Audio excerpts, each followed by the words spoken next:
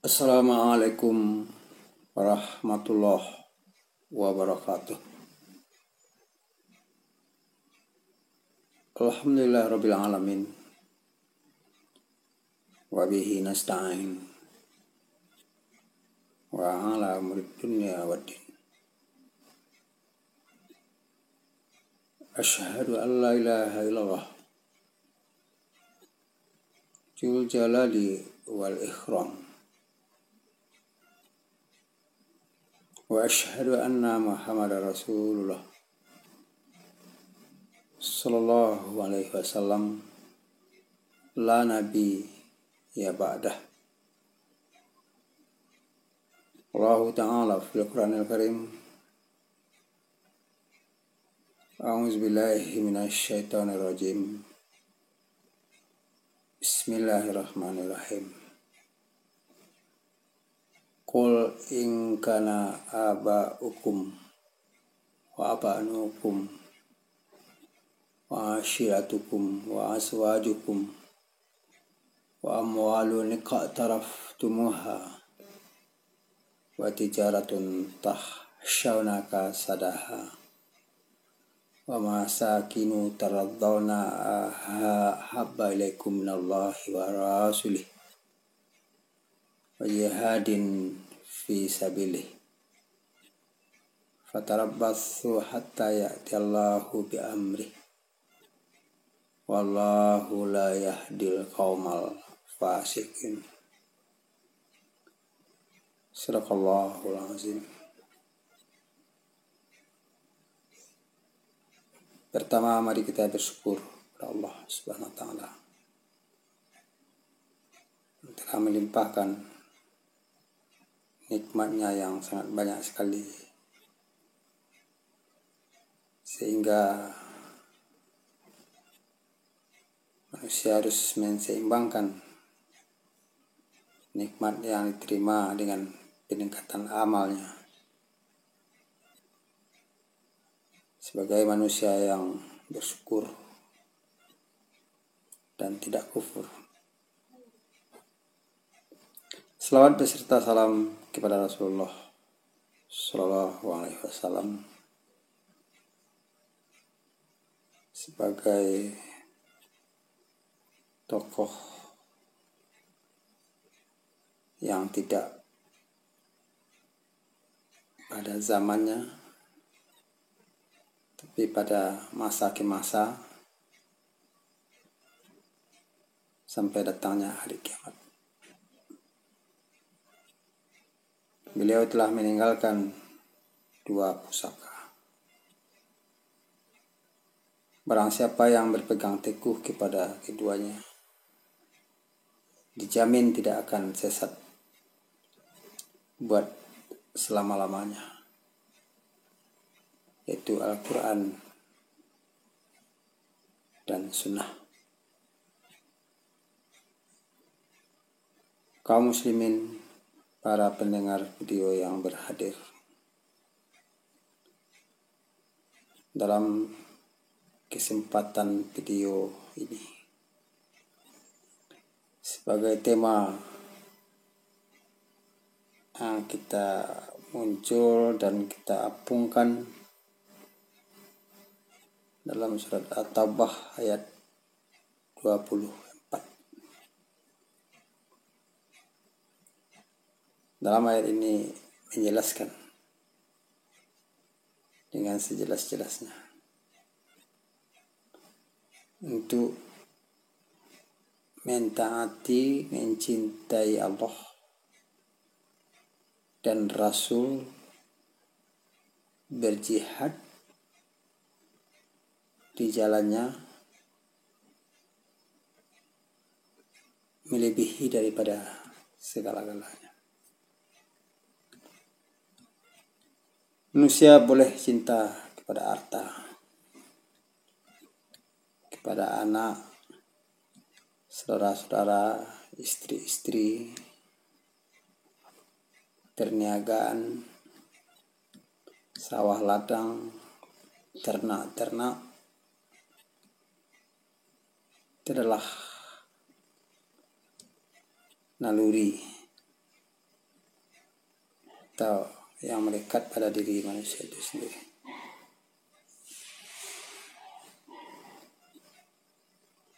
Tetapi tidak boleh melebihi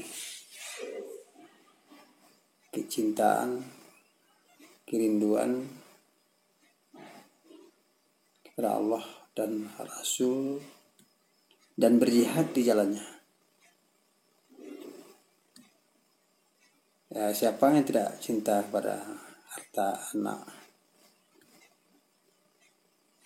Sebab itu adalah alat untuk mencapai pada tujuan hidup seseorang itu.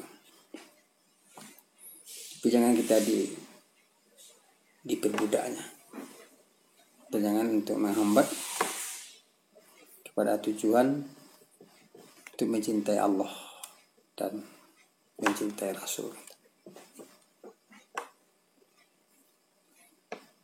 Memang kalau kita lihat dalam kehidupan sehari-hari, ya, ada kata-kata cinta, love. Ya, ini adalah kata-kata yang diungkapkan sama manusia misalnya. Tapi cinta yang kita tuju di sini adalah bukan kepada makhluk, kepada fisik. Sebab yang ada di alam ini ada yang berupa fisik, ada yang berupa roh. Yang berupa roh ini kuat kan, daripada berupa fisik. Kemudian yang dimaksud cinta sini adalah cinta kepada Allah yang tidak nampak, yang tidak kelihatan. Dan juga sebagian ulama mengatakan itu tidak mungkin terlaksana dan terimplementasi. Sebab yang bisa mencintai sesuatu itu adalah yang sama. Sekarang kita melihat membuka kulit dengan terus terang, buka kulit tanpa isinya. Banyak dalil-dalil yang mengungkapkan dan yang menyatakan bahwa mencintai Allah. Sebab orang yang beriman sangat cinta sekali kepada Allah. Walazina amanu asyaddu hubbalillah. Orang-orang yang beriman itu sangat cinta sekali kepada Allah. Kaum muslimin, para pendengar yang berbahagia. Memang kalau kita lihat, mencintai Allah adalah tingkat derajat yang paling tinggi dalam kehidupan seseorang. Tidak ada yang mengatasinya. Jadi seperti taubat, takut, sabar, harap, cemas merupakan pendahulunya daripada takwa dan cinta itu sendiri.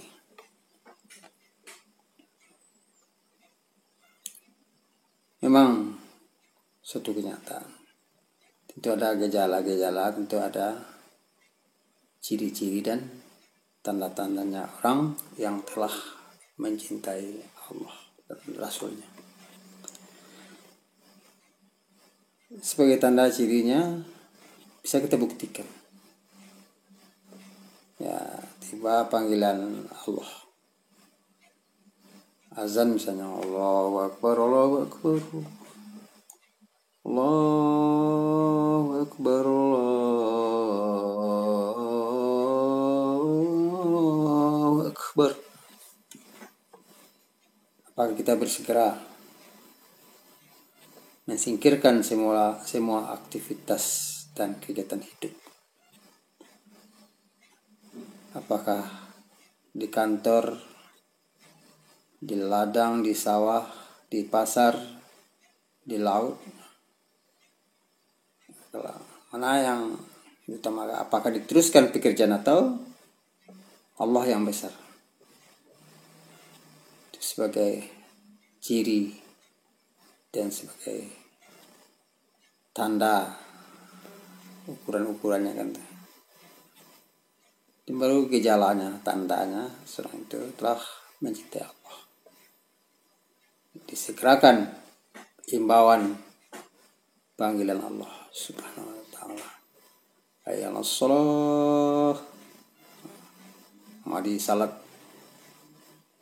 Hayya 'alal falah, untuk mendapat keberuntungan dan kemenangan. Jadi orang yang salat, yang mendahulukan panggilan Allah daripada panggilan-panggilan yang berhubungan dengan dunia, aktivitas, dikesampingkan dan disingkirkan.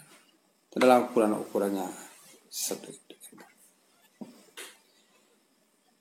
Memang kalau kita lihat dalam kehidupan sehari-hari,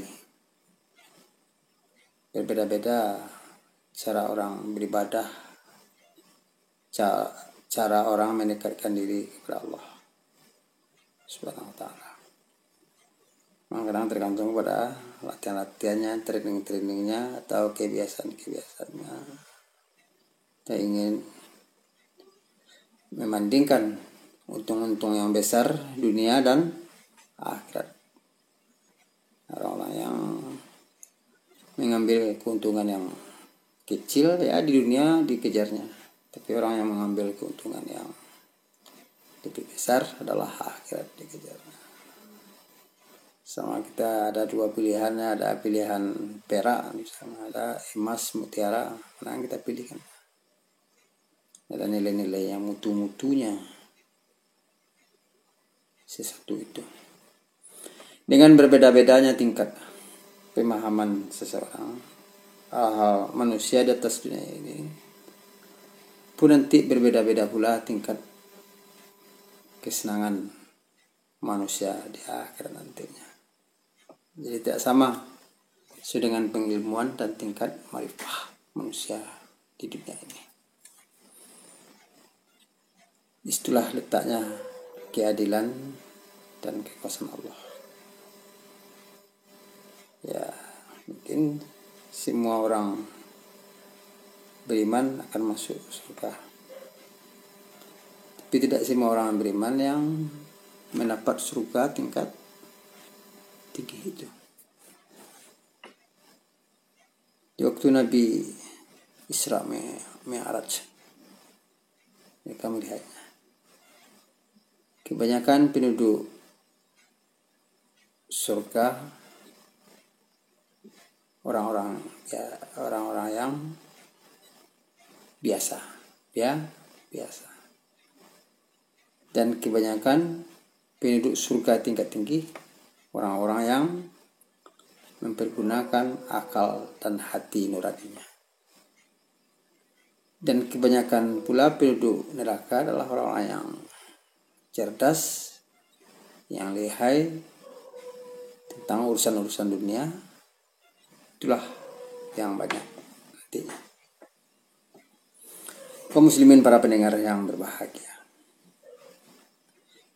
Jadi dalam ayat surat Taubah ayat 24 yang sudah kita dengarkan tadinya, ya menjelaskan kepada kita, apabila manusia mencintai harta, kekayaan, anak-anak, istri-istri, keluarga, perdagangan yang dikhawatirkan rugi, ya, jatuh, bangkrut, pailit, dan sakarat, tunggu saja Allah akan mendatangkan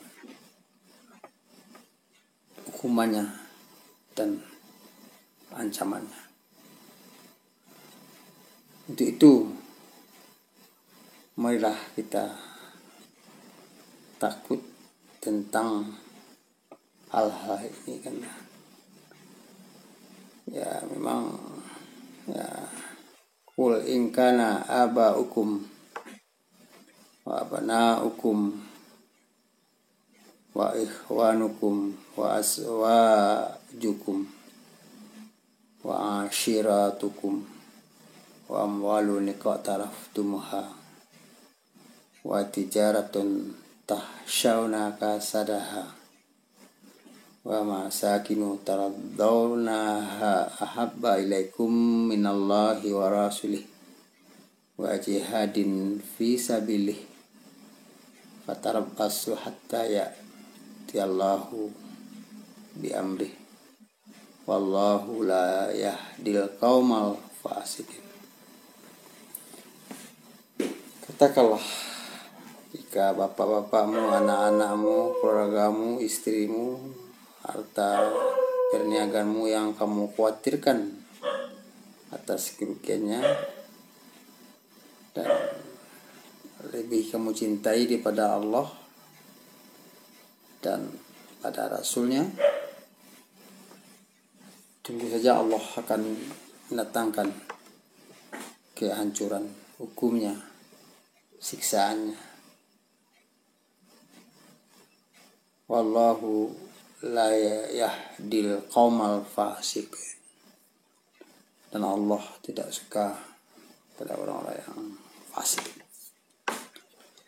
Orang-orang yang fasik adalah orang-orang yang mendahulukan panggilan dunia dari panggilan Allah dan Rasulnya. Kaum muslimin, para pendengar yang berbahagia, memang kalau kecintaan kepada Allah adalah tingkat dan level yang paling tinggi, yang memang nantinya dalam suatu riwayat, dalam satu hadis menyatakan nanti orang-orang yang berbaris menurut Rasul masing-masingnya, kemudian dari Nabi Adam sampai Nabi Muhammad. Jadi untung nasib sendiri-sendiri nantinya. Siapakah orang yang ada terkejut malaikat? Ada berapa orang yang sampai ke surga tanpa hisab nantinya? Ya, ditanya oleh malaikat. Orang berbaris menurut Nabi dan Rasul masing-masing. Engkau kenapa bisa sampai ke surga ini? Akan dibuat sayap ya, oleh Allah Subhanahu wa ta'ala. Ini saya ambil dalam Ihya Ulumuddin, ya, karangan Imam Al-Ghazali, kan. Ya, dibuat sayap oleh Allah di hari kiamat nantinya. Kemudian dia langsung ke surga. Orang semuanya melalui hisab. Karena saya di dunia dahulunya mencintai Allah dan mencintai Rasul lebih kepada diri saya sendiri, kan.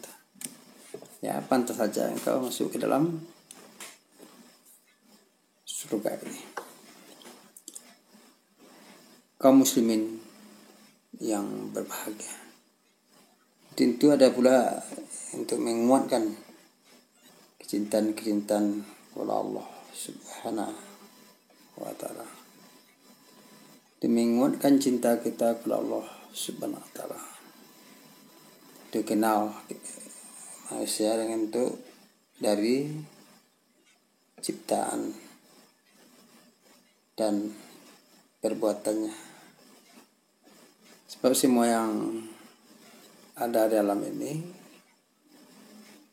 merupakan ciptaan Allah Subhanahu wa ta'ala dan karya-karya. Nah, mungkin seorang itu bisa kuat dekat kepada Allah kalau tidak kenal dengan ciptaan atau perjuangan yang ditempuh oleh Nabi dan Rasul. Itu adalah penguatannya itu sendiri. Allahu Akbar. Kaum muslimin, para pendengar video yang berbahagia, untuk itu marilah kita buktikan, marilah kita lihatkan sesuatu itu, kita tampakkan dalam hidup, bahwa apabila telah datang panggilan Allah, semuanya kita singkirkan dan semuanya kita kesampingkan. Marilah kita dahulukan perintah-perintah Allah dan perintah Rasul. Ya, apabila Al-Quran telah memanggil kita, kita dipanggil 5 kali sehari semalam. Ini yang ada pada agama Islam saja, yang tidak ada pada agama-agama yang lainnya. Beruntung juga kita dalam keadaan Islam, ya kita bisa dipanggil suci, bersih, ya akan kembali kepada Allah dengan suci dan bersih. Ya nantinya orang yang paling beruntung setelah berpisah dengan dunia ini adalah orang-orang yang paling taat kepada Allah, paling cinta kepada Allah Subhanahu wa ta'ala. Untuk itu marilah kita menyimpulkan dalam surat At-Taubah ayat 24 tadinya. Yang pertama, ya manusia harus mencintai Allah di atas segala-galanya.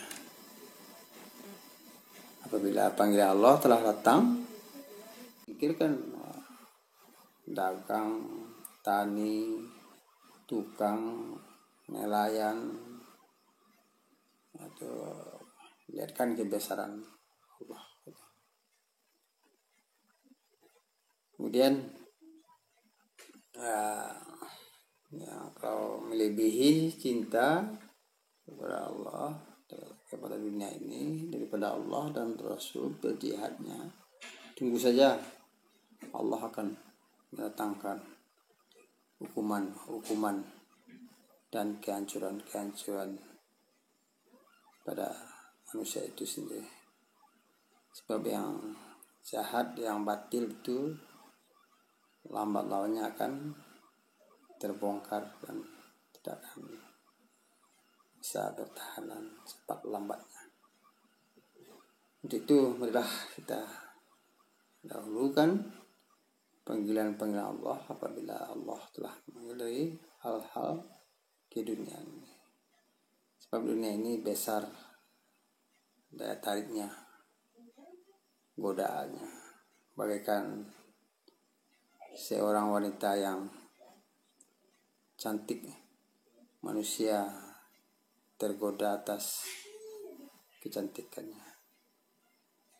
Ya, orang yang mencintai Allah dan Rasulnya, mimpi padanya akan dibantu dan ditolong. Ya, itu adalah puncak dan derajat yang tidak taranya kan.